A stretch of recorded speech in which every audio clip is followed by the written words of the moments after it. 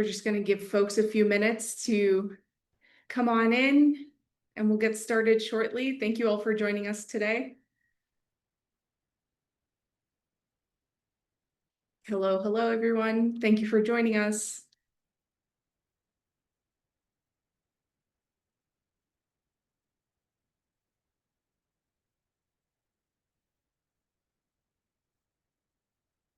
Thank you for dropping by. Excited for this discussion today. We're going to give folks a few more minutes to hop in, and then we'll get our discussion started.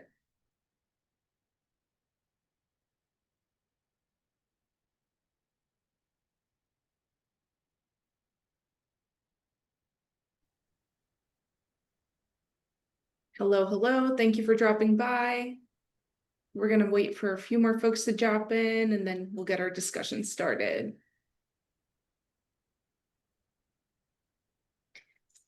In the meantime, why don't you put where you're tuning in from in the chat and introduce yourself. Feel free to share your LinkedIn with the rest of the attendees.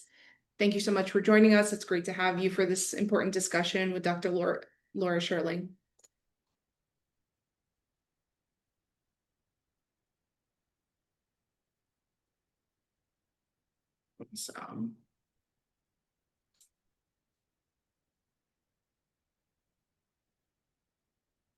Feel free to drop in the chat where you're tuning in from. Drop your LinkedIn so folks can connect.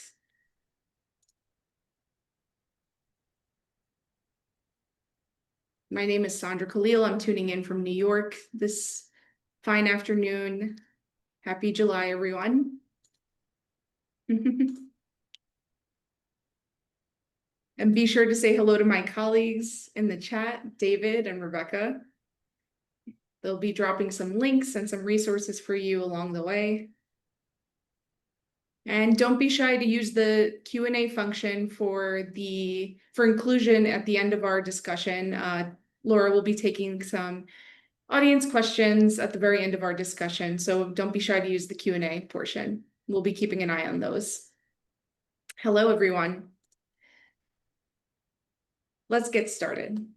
Hello, and welcome to another edition of All Tech is Human's webinar series, where we dig into thorny tech and society issues in meaningful conversations shaping our responsible tech future. I'm Sandra Khalil. I'm the Associate Director of All Tech is Human. If you're new here, welcome. All Tech is Human is a nonprofit organization committed to building the relational infrastructure, sustaining the responsible tech ecosystem. We connect diverse voices, surface interdisciplinary insights. We help people break into and grow into the responsible tech space. So whether you're coming from a tech policy background, academia, advocacy work, a creative field, there's a seat at the table for you in tech. Our live streams happen bi-weekly and are just one way that we work to spark important conversations and build community with you all. So if you're looking to get more involved with All Tech is Human, you can join our very vibrant Slack community. It's 12,000 strong and growing, filled with people around the world like you working across disciplines and sectors in tech. You can attend one of our upcoming gatherings. We have curated US-based convenings. We have virtual discussions like this one, or you can even have gatherings designed for connection and collaboration in your own city through ATIHX. So if you ever want to bring a conversation local by organizing an ATIHX meetup in your city, feel free to reach out to me. I can share more details. So today's book talk is a fascinating and important one. I'm actually very excited for it. We're talking about the future of hacking, the rise of cybercrime, and the fight to keep us safe with Dr. Laura S. Scherling. So we'll be diving into the history of hacking, the critical inflection points, and what the future holds. So be sure to check out the book. Sorry for its invertedness here, but be sure to check out the book, and we'll share details for how you can get a copy later on. And share your questions in the Q&A for Dr. Scherling so we can include it at the end of our discussion. I have the pleasure of introducing Dr. Scherling today. Dr. Laura Sanghi Scherling is a director and lecturer at Columbia University. She teaches in the Tech Policy and Innovation concentration at Columbia's School of International and Professional and Public Affairs, SIPA. Scherling is the founder of CyberCare Institute, which provides free cybersecurity awareness classes to older adults, and is the co-founder of Civic Art Lab, now in its 11th year. She has previous books including Ethics in Design and Communication, Digital Transformation in Design, and Product Design, Technology, and Social Change. She has contributed articles to Tech Policy Press, Design Observer, Brookings, and The Urban Activist. Scherling is passionate about tech ethics, internet freedom, and cybersecurity awareness. Please join me in welcoming Dr. Laura Scherling. Hi, Laura. How are you doing? I'm doing well, thank you. And thank you very much for having me today. I'm so delighted to talk about the book, which officially comes out next week on Thursday. So I'm very excited. So am I, and thank you so much for allowing me to be one of the first to enjoy the book. I'm super excited to get into it. It was a fascinating read. I want to start with how you set the scene, which is super interesting.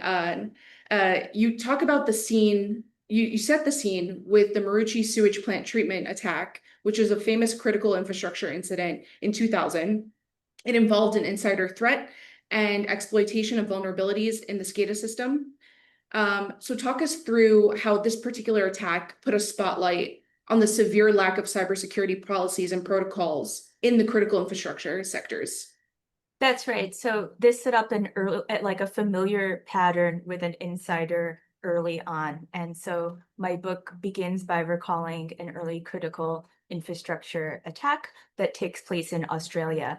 The Marucci sewage system itself was made up of 150 pumping stations, and these stations collect sewage and wastewater, and these are controlled by a supervisory control and data acquisition system, which is, a computer system that can otherwise control and centralize a large system.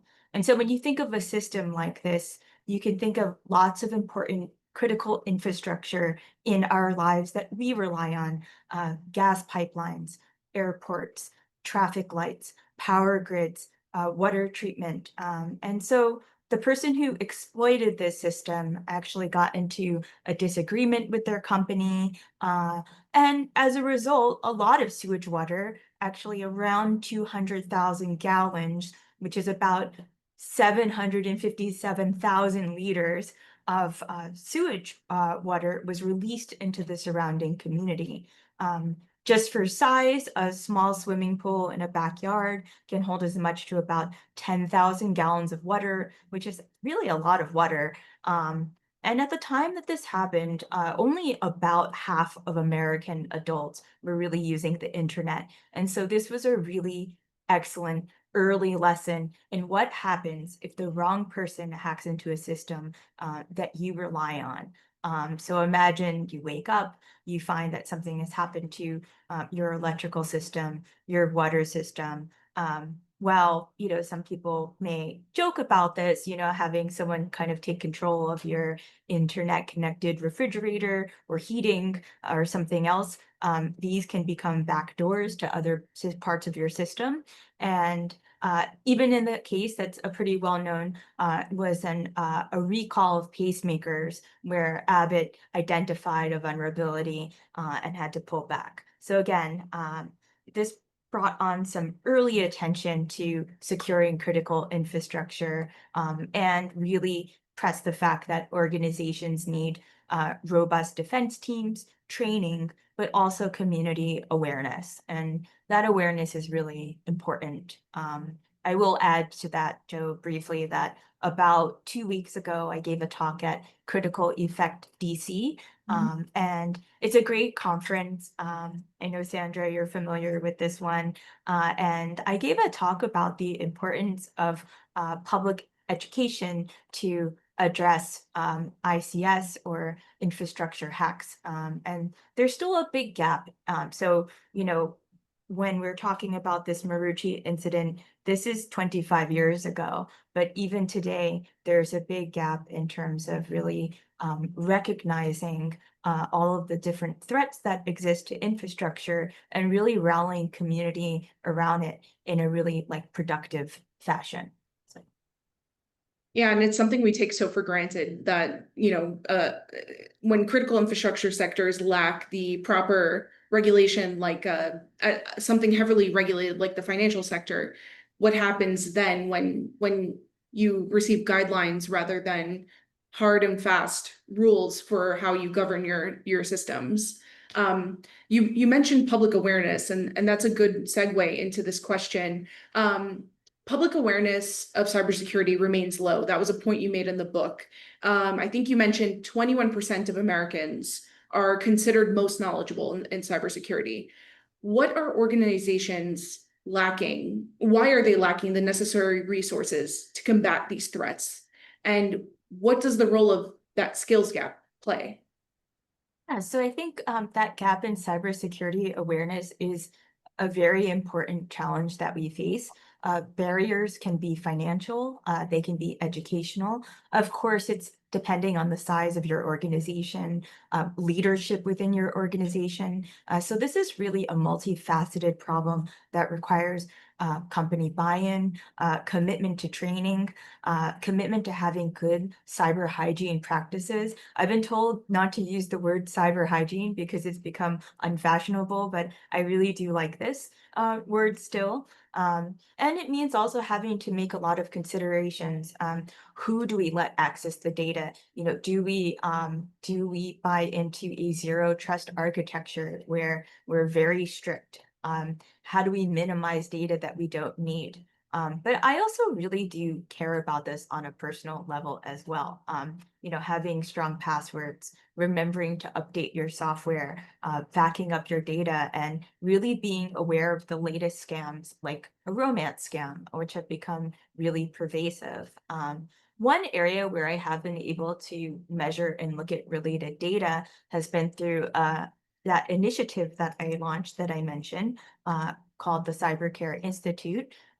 It's only a year old, but we've already taught over 100 students at 4 organizations in Upper Manhattan, and we teach the basics of cybersecurity awareness. I do this with a journalist and graduate student Josefina Pito, who is also at Columbia. And we've learned a lot about older adults in particular, and even added a new module on AI safety, which we're really excited about. And that one is very popular. And so our adults come from, it's New York City. So people come from a very wide background, economic, cultural, with an average age of about 72, right? Which is not very long after retirement. Knowledge of their cybercrime and cyber safety is about average, but certainly not high. And many people write in a feedback survey about our classes that they greatly benefited from taking our short course, which is really only about 60 to 90 minutes. But the fact is that we all need ongoing education about cybersecurity challenges that are ever evolving and become even more complex with AI. Technology is always moving and changing, and it also means that our careers and the work that we do in tech is also ever changing and ever moving. Yeah, that's such an important point. And it's great to see that you're keeping folks up to speed, even in the short term, as this space continues to evolve. We often talk about the consequences of major data breaches, but you make a point to share the substantial impact of cybercrime on small and medium enterprises. So tell us more about the potential for catastrophe and its implications on them. Small and medium-sized businesses are, of course, so important wherever you are in the world, right? That we really overlook the needs of small businesses. Those I interviewed during the course of this book were just completely floored by a cyber attack. So whether you are creating crafts, or you use a platform like Etsy, or you sell your own work on your website, your own services, you're an independent person, you may have very little cash on hand. You may have very few people to support your social media accounts, your emails, and your point of sale technologies. And you might not have a designated security person, or have finished setting up multi-factor authentication. And Of course, the recommendation is that as a small business, you're creating a cyber incident response plan. But that said, a lot of small businesses simply don't have a lot of the time to be sitting working on their cyber incident response plan or doing like a tabletop exercise drill. Whether maybe even on your own by yourself sounds even more daunting, right? And so, a couple quick examples from the book. Nima Brush, an Irish makeup company that was hacked, and they lost 8 years of their social media presence, which can be absolutely devastating for a small business. I did interviews with Pearls Painting, a business in Massachusetts. This is an artist who had a lot of her business on Facebook, and not only was she hijacked by a malicious hacker, but also had parts of her page replaced with terrorist propaganda. So absolutely terrifying. Was able to do damage control, and after that, really started to think about, how can I take a safer and more well-informed approach? But sometimes it can take that much for a small business, and I think we need more proactive measures in terms of what we're offering to small businesses. How do we offer, the supports to small businesses to learn what are some of the things that I can do to really protect myself? I also interviewed a professor, Dr. Civil Charan. She researches small and medium enterprises that have been impacted in South Africa and described that a lot of these businesses are simply not knowledgeable about what a cyber risk is, and what can actually be done to prevent and mitigate an attack. And so her research stresses something that is very fundamental to small businesses everywhere. So this is really regardless of geography, that enterprises need to be made aware of cybersecurity and what happens in their systems. What are the risks? What should I do? And so it really brings us back to some basics. I want to get into your discussion of hacking in the book. You talk about the role of ethical hacking and distinguish the roles of white hats, for example, against typical malicious actors. So, talk us through some of the examples of threat actors, their TTPs, tactic techniques, and procedures, and sort of their motivations around hacking. I think it's good to like first point out that, hackers do go by a lot of different names. I think in tech in general, we know that positions have a lot of different names. There's a lot of like terminology, but a white hat hacker is also known as an ethical hacker, and black hack is considered malicious. And so a person who illegally enters the system is a hacker, but that, of course, doesn't always establish intent because intent, of course, can really widely vary.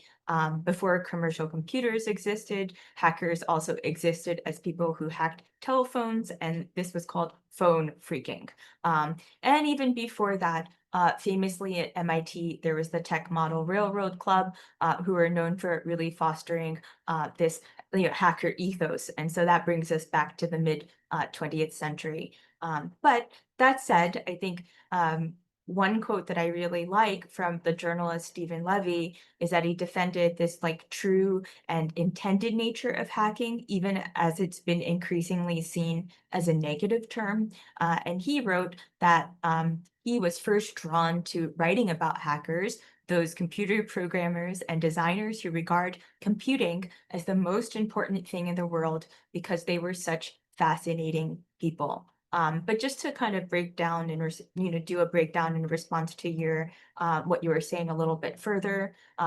As far as ethical hackers go, there are many types. Whether you're doing bug hunting or you're a pen tester, a penetration tester, a computer scientist, and offensive security engineers.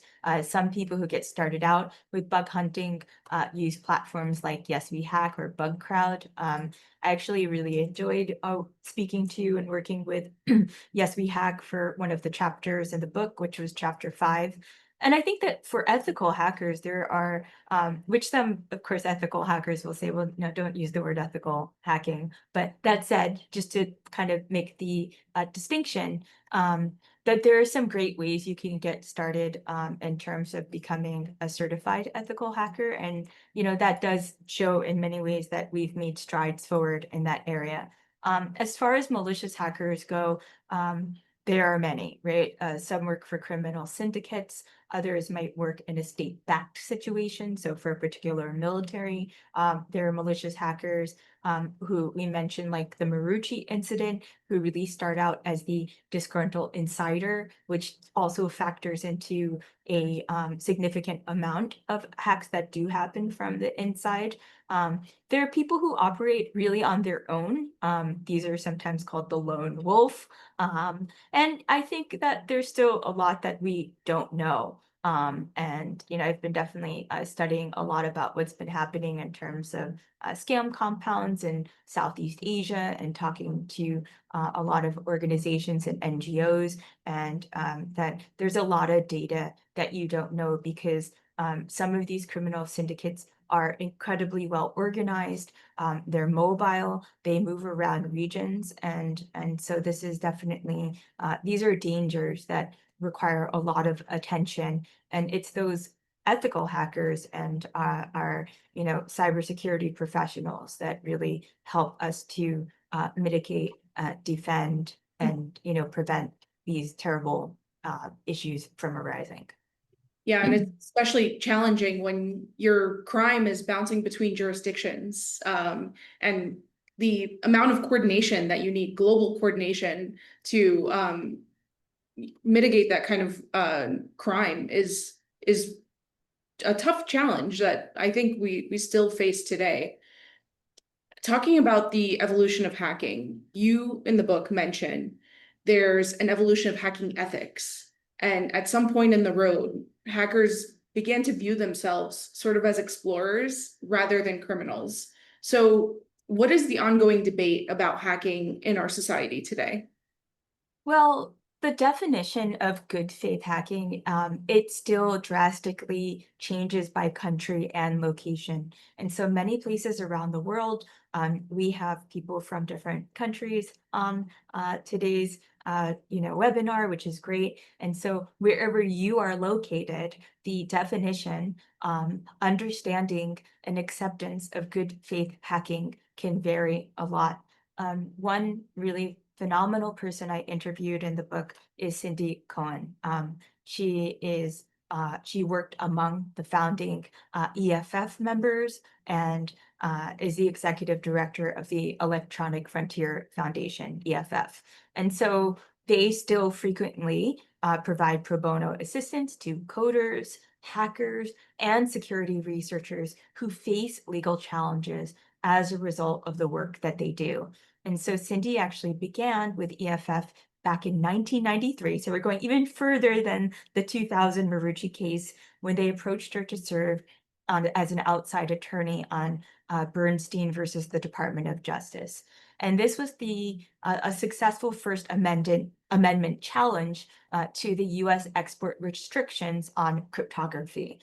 So at that time, there was a computer scientist and also a cryptologist, Daniel Bernstein, then a PhD student, who wanted to publish an encryption algorithm he created. But at that time, in order to do this, he had to submit his ideas, register as an arms dealer, and apply for an export license just to publish his work online. And so an encryption algorithm, which I think a lot of people now are very familiar with, but can do things like convert readable text, readable data into an unreadable format. And, we've learned a lot more recently about PETs, or privacy enhancing technologies.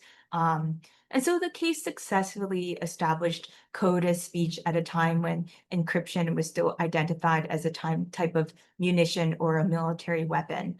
And so then, as of now, EFF continues to really push for this importance of protecting speech online, and the necessity of things like encryption to build a web that has privacy and security protections. And so this is a very long-winded way to say that this is a good early example of a number of milestones that arise leading up to one that happens only just in 2022, just a few years ago, where actually within our own Computer Fraud and Abuse Act in the US, there were some clarifications made about what good faith hacking is. And the policy for the first time directs that good faith security research should not be charged, right? And actually, even another great document I want to share is a new United Nations Cybercrime Convention that also includes language on legitimate security research. And there's an acknowledgement of the important role that security research plays in advancing internet security in the prevention of cybercrime. So if you, it's a very long text, but it is Article 53, Section E, and so those are just to name a few cases in terms of legislation that brings us to today's debate. But this is to illustrate the point that we are still very much well in the midst of the debate about privacy and safety online, about how to really really define what is good faith security research, and understanding that ethical hackers play a truly necessary role in keeping today's digital landscape safe. And it's important to create these safe educational spaces to really learn to protect our products, our services, our critical infrastructure. And this is really crucial to our well-being as people and as organizations. Absolutely. I totally plus one what you said there. And I think that we kind of underplay or downplay the critical nature of just developing that kind of talent to continue supporting the aspects that we need them to support as opposed to going towards a malicious route. I've kind of existed on similarly to you on the periphery of the hacking community, and I've observed like a really quirky nature about them. And I know in the book you mentioned that you've interviewed many of the communities that are well known in hacking. So throughout your research in the book, what did you observe about the hacking culture in general and its sort of like preservation for the past 4 decades and like this great community that's around it? What did you observe there? Oh, hacking culture is really fun and has a really community-oriented side to it. So I've had a great time attending DEF CON and other meetups. I'll be there this summer, actually doing a book signing. There are great archival magazines out there from 2600 to some of the older publications. Obviously, almost every cybersecurity firm has a good blog with a lot of good information too. So I think it's fair to say that even though we're living in a time where there are lots of problems today in regard to regulation, debates about skills, debates about politics, there's still really a fun side to the tech community. And I think that the hacking community has been really effective in doing this. That said, in terms of like preserving this history, I think in some ways we're learning to do a better job with this.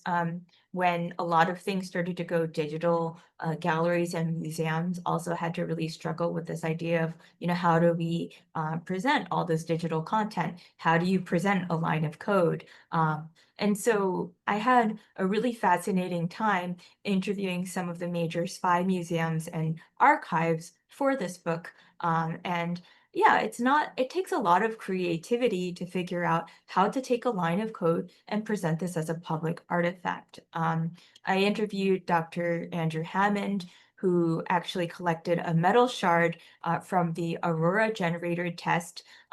This was the test that took place at the Idaho National Lab, and they were modeling an attack on an electrical grid. I don't know how that shard got from the Idaho National Lab to Andrew Hammond and his collection, but I think that sort of mindset is great, right? So if you are even if something is, classified, at some point when some of this information is declassified, or there are certain projects that you're working on, or even for you here, those listening, if you work on a project that you think has some archival value, I think, committing it or sending it or sharing it with an archive can do a lot of justice for the hacking community. I have one more example that was really interesting. So Dr. Elizabeth Broughton, who works at the University College Dublin, worked on an exhibition called Top Secret, and this took place in London.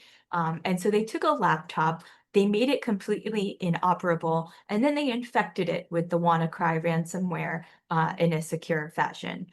Secure fashion being extremely important if you're, kind of intentionally infecting the artifacts in your exhibition. And so for some of you might be familiar with WannaCry, was a massive, devastating attack on the national healthcare system in the UK, and was actually solved and secured by Marcus Hutchins and Jamie Hankins in a very famous event. And this is actually, I put in chat, the great Wired coverage on the work that he did to, really, as they call it here, they say, the hacker who saved the internet. So, Sure. yeah. Yeah, WannaCry is a very famous case that wreaked havoc on the NHS, and that was a very devastating, amount of cascading effects there. In the book, you also share the importance of human-centered design in cybersecurity to create effective, user-friendly products and minimize the surface area for nefarious activity. So you add some examples of the failure to do so, like the baby monitors or the Compass algorithm. How would you score companies today on their product design with this in mind? Well, it's a really big question, but I mean, you can literally log into any e-commerce platform that you shop on and find such a big variety of interconnected devices today. And so those products and systems all have security risks, and it's really up to a company. And we were just talking about small businesses and how difficult this can be to be aware of those risks. And so, of course, as we know within tech, it's really, really exciting to launch a new product and to usually do it as quickly as possible. A lot of times, especially earlier in my career, before I started kind of moving even more towards academia and research, I was often presented with this quote unquote marketing yes, which means yes, you should hurry, and yes, you should do this as fast as possible. But that at the same time, when you're working under a lot of pressure to get out new features and new products, or maybe even just one device with one proprietary system, that we really need to balance this with guardrails. We need to have guardrails in terms of, what we're putting out into the world. In terms of human-centered cybersecurity, I was really excited to meet Julie M. Haney during the book research, and I am subsequently a big fan of her research. And she professionally is a human-centered cybersecurity research at NIST, which is the National Institute of Standards and Technology. And she told me, when you stop and think about it, cybersecurity is built and administered by humans, exploited by humans, and exists for the benefit of humans. So we want people to be at the core of the design and implementation of cybersecurity products, processes, policies, and services. I think if that sounds familiar in terms of maybe the work that you're doing in AI or quantum or in other areas, maybe that resonates well, because I think that approach is just, it's common sense, but also sometimes very hard to implement because of the time and pressure and the way that we kind of structure just this overall process. That said, it is important, like if you're working on a product and you only have so much time to get it out there, I think that it's it makes sense why it's hard to think about these security risks so early on. But personally, if I could go back in a time machine and be much younger and start out again, I think I would really have wanted much earlier in my career to start the design process, first by addressing privacy and safety. And I think that it's a great thing that there are so many more trust and safety roles, and that's something that's happening now. And so I think we can't necessarily live with those regrets, but that if we can start to really embrace privacy by design and being secure by design and really try to advocate for these concepts, it will make the world a better place.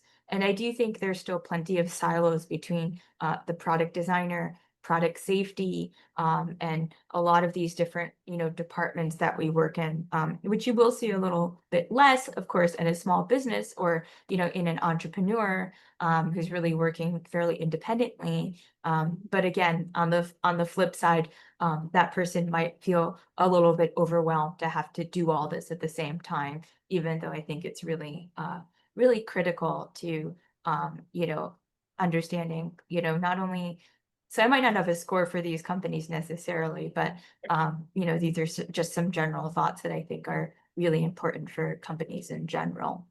Yeah, I completely agree. And another part of the book that really resonated with me was you're delving into the effects of cybercrime and its evolving techniques on vulnerable populations. And that includes survivors of abuse and youth online. While awareness and training are crucial for these groups, how effective has regulation been in bringing them any justice? Well, the idea of waking up and having your image used in a deep fake for some sort of financial exploitation or use in abusive fashion is really the true nightmare. And we've seen cases of this. We've seen high school students, saw incidents in Spain. We saw some high schools in the US. I mean, we've seen these pop up all over the place. That said, in the coming months here, and legislation exists like this in various countries. In May, the Take It Down Act came into effect in the US.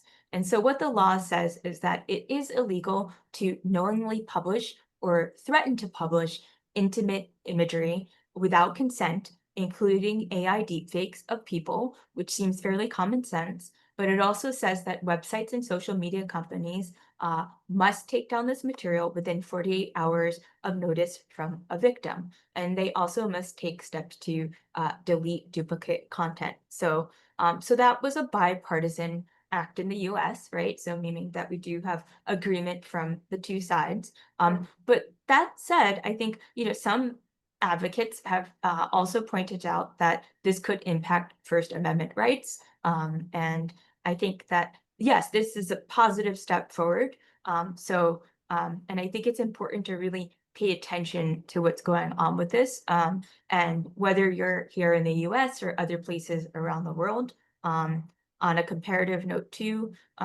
EU has still one of the most comprehensive general data protection regulation. And so in terms of GDPR too, there is some work that still needs to be done in terms of enforcement. And so I think not only does it take communities to be invested in what is happening, but also seeing, what is the interpretation of some of these new regulations?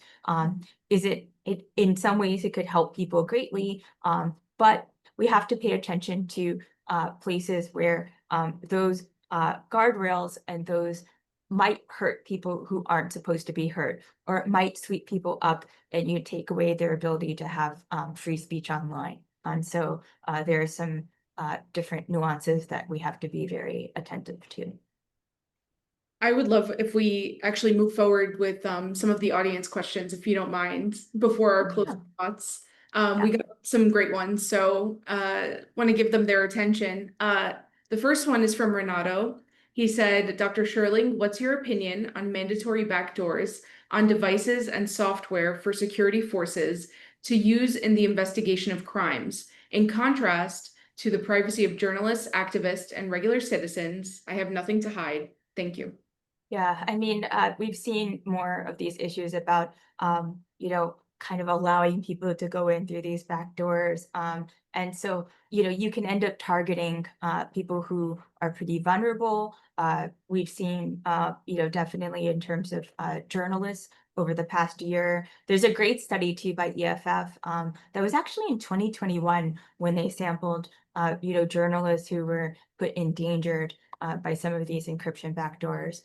So yes, I think, I mean, it reminds me somewhat of the take it down legislation to the effect that we definitely want to make sure that we get people out there who are doing really malicious, horrible things.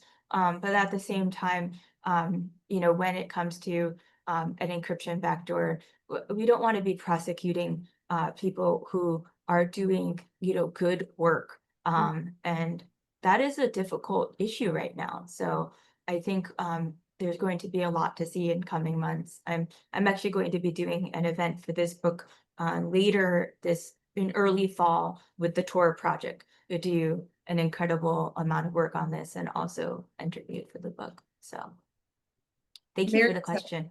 of course. Thank you, Renato. Mary says, with companies starting to replace folks with AI agents, do you think companies will turn to AI agents for their cybersecurity needs instead of experts? I think that it will definitely depend on the company itself. I do think that this question, right, it also expands to the workforce in general, which is how do we keep humans in the loop? And then to what extent are we ready to even automate some of these processes? Do we trust agentic technologies to take over the tasks of somebody who is there to do your cybersecurity? I do think AI is an important enhancement for cybersecurity, but that again, you cannot replace the human who stays closely in the loop and has the empathy to really understand these situations, especially while we're still, really testing out these technologies. I could see some of these technologies in terms of AI being very helpful to small businesses if done correctly. But we have a long way in terms of considering what to do in terms of AI guardrails and making sure that models are working well. But it's still moving pretty fast. So Yeah. Chris also says, from a personal cybersecurity hygiene standpoint, how do you view the privacy trade-off with Gen AI tools? With the current explosion of tools, advice for professionals is near universally to jump in and fully immerse yourself in as many tools as possible, incorporating them into your daily life in order to not get left behind. Really doing that means trusting companies with some of your most critical data, email, calendar, etc. How do you approach this trade-off personally? Oh, so on a personal level, I'm very selective about what I will and will not do. And I actually keep a list, an ongoing list of all of the different AI tools or different technologies that I encounter.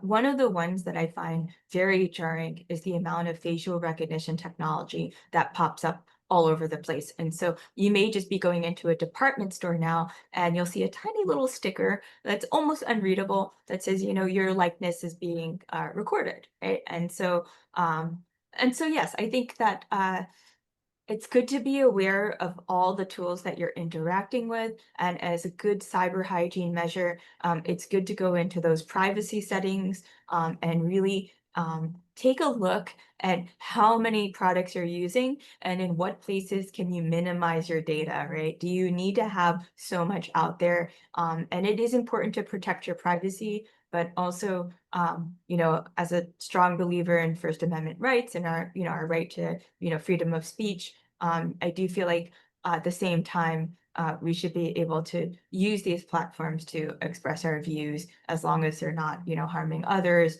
that, we really, do have that right. Absolutely, I agree.